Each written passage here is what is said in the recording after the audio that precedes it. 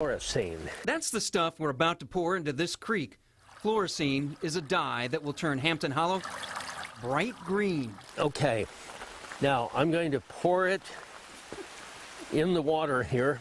This non-toxic dye can solve a mystery. Where does that water go when it sinks into the ground? Right there. It's a very effective way of tracing. You might think that you'd find the dye in the stream, but really you find it with one of these. This is a charcoal packet. It will absorb the dye and retain it. In this packet, there's over an acre of surface area. We often see salamanders here in the shaft. Tom really wanted to know the answer to the creek's disappearing act because he owns this cave just 800 feet away from Hampton Hollow's sinking stream of water. What is this that we're seeing right here? This is we call it the first waterfall zone. Tom Ailey bought Tumbling Creek Cave in 1965. He wanted to establish an underground lab, a move that had some former coworkers wondering if he was a mad scientist. It has a lot of physical diversity. It was in very good condition, as it still is.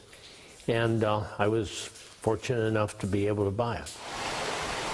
This is the big room. 170 feet below, nothing mad is happening. Instead, it's all science and study. Yeah, we have a few different probes set up in there. Scientist Nathan Keith is measuring Tumbling Creek's oxygen, temperature, pH, and more. So this is the actual data logger itself. Tracking the health of the stream is a way to protect the unique species down here, like a one-of-a-kind millipede. Tom named it after himself. It's called Ailey's millipede. From their study, they know that what happens above does not stay above. It's an out of sight, out of mind kind of issue where they're not worrying about it. Well, down here we see that it's not out of sight. Very little water is this kind, the kind that gets filtered in a slow drip way. Most of it races down here in waterfalls and in Tumbling Creek. We'll explain the importance of knowing that in just a second. First, remember those charcoal packets? There are a bunch down here. We strip anything that's absorbed onto the charcoal. Back on solid ground, we're heading to the spot where that disappearing stream reappeared. This is a mile from where we put the dye in the ground. It didn't go to the cave. While the results from our study aren't ready yet, Tom knows where the water popped up from a previous dye trace. It went to the well that was down here. And that water did not get filtered.